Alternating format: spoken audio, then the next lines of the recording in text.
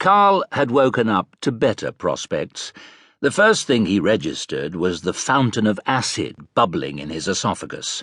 Then, after opening his eyes to see if there was anything that might assuage his discomfort, the sight of a woman's wrecked and slightly drooling face on the pillow next to him.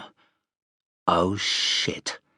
That's Sousa, he realized in horror, and tried to recall what mistakes he might have made the previous evening that could have led him to this.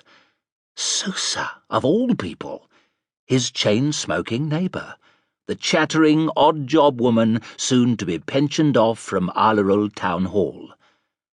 A dreadful thought struck him. Gingerly, he lifted the duvet, only to discover with a sigh of relief that he still had his boxer shorts on. That was something, at least. "Christ!" he groaned, removing Sousa's sinewy hand from his chest. He hadn't had a head on him like this since he'd been with Vigor. "Please, spare me the details," he said, encountering Morton and Jesper in the kitchen. "Just tell me what the lady upstairs is doing on my pillow." "She's heavier than she looks, the old bag," his stepson offered, raising a freshly opened carton of juice to his lips. The day Jesper would discover how to pour the stuff into a glass was something not even Nostradamus would hazard a guess at. "Yeah, sorry, Carl," said Morton. "She couldn't find her key, you see, and you'd already crashed, so I reckoned."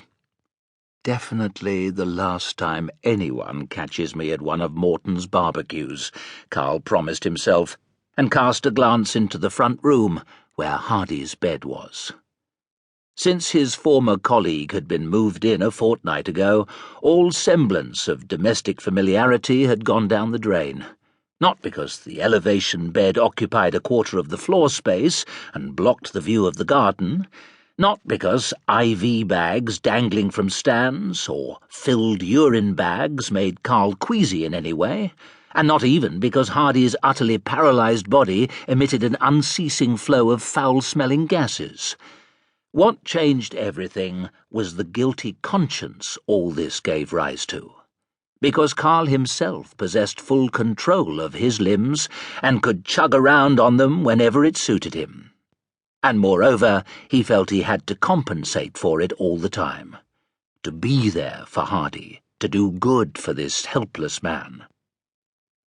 "No need to have a cow about it," Hardy had said a couple of months back, preempting Carl as they discussed the pros and cons of moving him away from the clinic for spinal cord injuries at Hornbeck. "A week can go by here without me seeing you. I reckon I can do without your tender loving care a few hours at a time if I move in with you, don't you?"